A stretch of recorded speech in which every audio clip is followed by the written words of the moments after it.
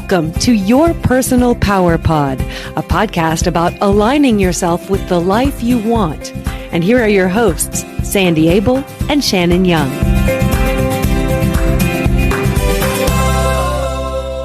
Shannon, how are you? Sandy, I'm well. I'm hoping we can record today in between the construction going on next door. Yeah, which is so annoying that they're doing that. If you hear pounding, it is not coming from my house. Yeah. Darn neighbors anyway, you know? Right? How dare they build a new house? I know. How are you today? I'm fine, thanks. What am I about today's topic? It's an important topic, and I think a lot of people are dealing with it. We're talking about being lonely. Yes. And lonely is when you don't feel connected to somebody. And these days with our fast-paced life and technology and constant social shifts and all that kind of thing, you might find it difficult to create really meaningful connections. Mm-hmm. And when this happens, you find yourself lonely and isolated, and that's really hard. It's really hard to deal with. Why are you unsure of how you feel about today's episode? This topic can be really difficult for some people. And actually, when I was a kid, I've mentioned before that I was one of those in elementary school who was bullied and ostracized and all that. And I was really lonely at school. Fortunately, since I've been an adult, I've been able to make it so that doesn't happen. But every once in a while, I reflect on that. And it's a painful kind of thing, being lonely. That makes my heart hurt for little you. Thank you. She's okay. I take good care of her now. You're very sweet.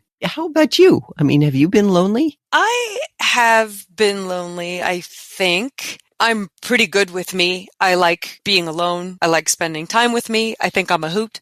Yeah, you are a hoot. And I just very much enjoy my alone time. Being alone and being lonely are not synonymous for me. Exactly. They are for some people. My loneliness has usually come in relationship with somebody else. Right. When I'm feeling like we are not understanding each other and we're probably sitting next to each other or having a hard conversation. Something isn't working right. That's when I feel lonely. Yes. And that's a really common thing. Hopefully it's a passing thing, not a permanent thing. For some people, feeling lonely is a pretty permanent condition because of whatever their situation is. Is it a choice? I think if you continue to feel lonely, it's a choice. Okay. Being lonely is the mental or emotional discomfort you might experience from being physically alone or feeling, like you said, you're sitting there talking to somebody, but they're not getting it and you're not connecting. Mm-hmm. It's what happens when you're not connected to at least one other person. Like you said, being lonely and being alone are really different. Where loneliness is a feeling, while being alone is a situation or state of being, which you can change. I mean, if you are being alone, you can go out and find somebody to connect with if you want to. But if you feel lonely, you're feeling that nobody gets you, nobody sees you. Even if you're surrounded by people, you feel like you're just isolated. I'm thinking about times that I've felt lonely. There haven't been a lot of them. The older I got being single, the more lonely I felt, but only because the people around me continually pointed out how I wasn't partnered up with somebody. And that just made me feel like people don't understand. My dentist actually said to me one day, Shannon, do you want to die alone? My dentist said that to me. He was an interesting guy. No, but it's not like I can just order him from a catalog. Like, I'm trying. I'm so sorry. Men, I don't think, get this as much as women do, because there's nothing wrong with being an older bachelor. But for some reason, American society really has a problem with women who aren't somehow coupled up when they get older. That felt very lonely because I felt like the last single person. Well, you felt like you were being judged. Well, that too. There are plenty of women who choose of course, to not get married. But I wasn't one of them. I wasn't saying I'm purposely single. And it just felt like being the last to be chosen for dodgeball, you know? I can relate to that one. Yeah. Yeah, loneliness is hard. And whether somebody else is pointing it out to you or whether you just feel it when you're even in a crowd, it's a tough thing. Yeah. And there's several reasons why people can feel lonely. life transitions. If you move to a new city or start a new job, or your relationships end, like you said, you were in a relationship and then it ended and you weren't. When you lose your support system or your people, you might feel lonely. Yes, or cultural changes. It used to be really common for multiple generations to live together in a house, grandparents, parents, kids. Right. But now that is not the case, and more people are choosing to live alone and work from home. We're just not seeing as many people living with as many people. Exactly. You don't have the face-to-face interaction, and so you might end up feeling isolated without even realizing that you're creating it yourself by just staying inside all the time. Mm-hmm. And a lot of that can be attributed to social media and technology. It supposedly connects us, but it doesn't connect us in real valuable ways. It helps you do business and it helps you send quick messages. But if you want to make a heartfelt connection, technology is not the way to do it. It can be helpful. I mean, there are friends of mine who live on the East Coast who I don't ever see, but Zoom calls are awesome. They are awesome, and that's cool. It all depends, like everything, it all depends on how you use it. Yes, that's true. You still have to make a conscious decision to connect in different and more meaningful ways. Exactly. Internal causes, like you said, you're pretty good with yourself, which is awesome, which is why you're not really lonely or weren't really lonely even when you were a single person. But if you have low self-esteem or self-worth issues, you don't value yourself and feel worthy of connection, you might unconsciously push people away or fail to see the opportunities for connection. And so you end up being lonely that way. Or you might just struggle with the fear of rejection or judgment, so you don't put yourself out there. One of the things about getting older, just from being a kid to becoming an adult, is that it used to be really easy when we were kids to make friends. Yeah. And it gets so much harder when you get older. Right. There's different levels of friendship too. Mm-hmm. There are people you might play pickleball with, which is great, and you have fun, but you're not really connecting on an emotional level. Once the ball game's over, you go your separate ways. But then if you decide to go to lunch and actually get to know who the person is, that's a whole different deal. It's a risk. If you're feeling lonely and you reach out to somebody, that's a huge risk. Yes. And if you've been betrayed or abandoned in the past, you might not feel safe, and trust is an issue. It's about identifying that you are lonely, looking at your situation, and seeing what you want to change. So how do we do that? First of all, acknowledge that you're lonely and look at the causes. Are they internal or external? Are they situational, like you've just moved to a new city and you don't know anybody? Or are they what you're telling yourself about who you are? If they're internal, you have to practice self-compassion. Speak to yourself kindly, give yourself permission to feel whatever you feel without judgment, and then start to work with your inner child and learn to love and value the amazing person you are, like you do, which is great. You do too. I took a while, but I learned to do that. And I think my inner child is pretty cool.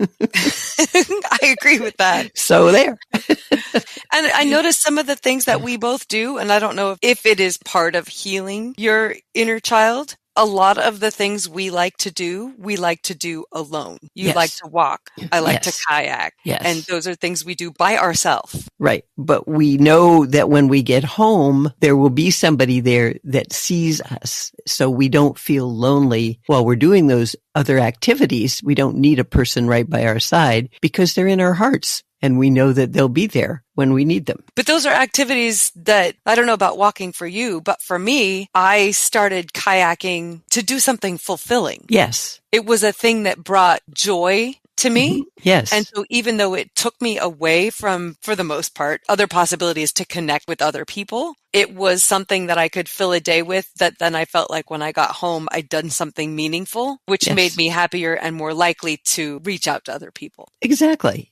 Yes, so you could be there for them so they wouldn't be lonely. Mm-hmm. Yeah, you kind of refilled your soul. Yes. That's what walking does for me and kayaking does for you. And I do know people who really need people to refill their soul. They need that human connection a lot more than you and I do. That's the introvert-extrovert thing. Either way, all of us at some point need somebody who actually sees us and hears us. And if we don't have that in our lives, we will probably feel lonely. I think too, a lot of it starts with us. Yes, absolutely. If you don't see and hear and validate yourself, you may search for it all over the place from other people. They can't do that for you. They can't take care of that. They can't fill you. You have to fill yourself and you have to love yourself. Then bring that wonderful person you are into relationships with other people. And hopefully they will do that with who they are with you. Then you too will not be lonely. Getting there, sometimes journaling or meditation can help you get in touch with you. Yeah. A lot of people are in relationships, like you mentioned, that are not fulfilling, and they are in social circles where they are discounted or ignored. So it's not just about having another human body around. It's about finding the right kind of connection. Man, it just gets more and more complicated. It does. Making friends at the age I am now is so much harder. Why is that? I think because my tendency is to be pretty open up front and pretty real up front, and that doesn't always work. Well, and what you find out when that doesn't work is that those are not your people. They may be very nice people, but they're not your people, because you need people in your life who interact the way that works for you, which is on a real level, not a superficial level. Finding those people and having the time to sit down and get to know them and realize, oh yes, this could be really good, takes a lot of time, and it's hard to find that. There are a lot of acquaintances in our lives who are very nice folks, but they're not going to take care of your need for real human connection. It's like the pickleball group, that's great. Go play pickleball. That's fun. But unless you get to know each other on a slightly different and deeper level, they're not going to help if you're feeling lonely. Because as soon as you leave the pickleball court, you're just going to feel lonely again. Oh, I get exhausted just thinking about it. About trying to figure out how vulnerable to be with someone and when. Yes. Because I think we've all been with that person who just shares everything about themselves and you're just like, whoa, hold up. Yeah. I don't need all that right now. Right.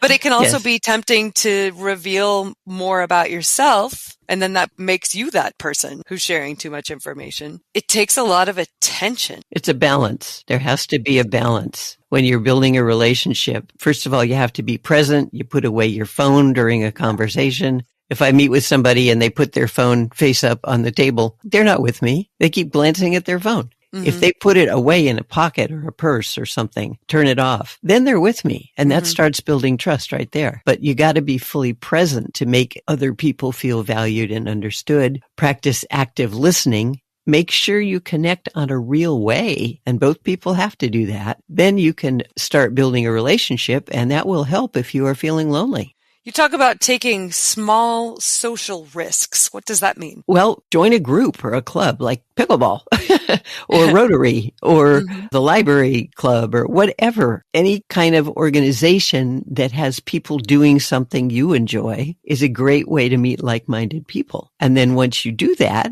I keep saying pickleball, but with anything, after you have done the activity, if you've found somebody that you think might be interesting and you like and would like to get to know better, start a conversation with them. Ask a question or say hello or give them a compliment just to start a connection and see where that goes. It's fun in the company that I work for when we have solo travelers call and ask if we ever have solo travelers join our river trips. And we say all the time, because if that's an activity that you love and the other people in your life don't, chances are pretty good they're not going to do it with you. If you wind up on one of these trips, you might make really good friends. It's fun to see the number of people who come on these trips solo and make friends, and now they do trips together. Oh, how fun. That is awesome. We say that all day long. Well, it's a real bonding experience. I mean, you're going down a rapid river. It's sort of not life-threatening, but it's thrilling. It's trauma bonding. Yeah, you go through something like that with another person and they're there to support you and you're there to support them and you have a great time and you've just built a great bond. And nobody's phone works. Isn't that great? So you have to talk to each other. So it's fun to see. And then also sometimes reconnecting with old friends. Yeah. You were friends for a reason once. Maybe that reason still exists. Or maybe there's a new reason. Reaching out to people you've drifted away from just because life has happened the way life happens, it can be fun to reach back out and reconnect and see if you still have whatever it was that made you friends in the first place. Absolutely. You can also volunteer or help other people find ways to do that. And you'll join a larger community of people who are all focused on helping others. And that's a wonderful way to deal with loneliness if you're feeling lonely. And also practice gratitude. Being grateful. We talk about this a lot because it's so important. Notice the trees and the birds and the beautiful sky and all the amazing things that you're surrounded by wherever you live can reduce your feelings of loneliness. So it's important to take time each day to reflect on the connections you do have, no matter how small, and start paying attention to them so you can shift your mindset from scarcity to abundance. Yes, it's very easy when you're feeling lonely to focus on how lonely you feel. Yes. But the more you do that, I promise you, the lonelier you will feel. Yes, it does not solve a thing. No, it is a place to notice, oh, this is where I am. Okay, how do I stop being here? Exactly. That doesn't mean you have to have, a lifelong partner in your life or something like that to not feel lonely. There are wonderful people all around who might be as lonely as you are or might just want to include you in whatever their life is going on about. Be sure to pay attention to yourself and reach out.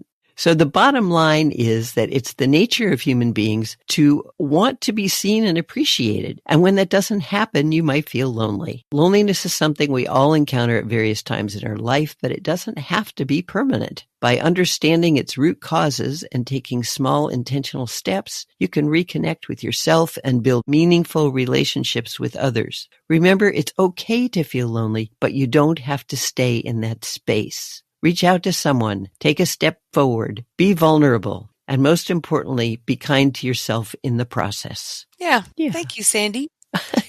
And thank you, Shani, and thank you to our listeners. And if you're feeling lonely, please reach out to us. We'll be here for you. Absolutely. Absolutely. We would love to hear from you. And if you're struggling with self-esteem and personal power, or if you have great stories about self-esteem and personal power and how they affect your life, please let us know. We love to hear what you're interested in and where you're growing. And if you have topics you'd like us to address in future episodes, please share those with us as well. We would love it if you wanted to review our podcast, and you can do that wherever you stream, or you can just visit yourpersonalpowerpod.com, click contact and drop us an email. You can also visit and subscribe to our YouTube channel. And if you want to learn about coaching and how it can change your life, contact Sandy at insidejobscoach.com. We look forward to hearing from you. And until next time, find your power and change your life.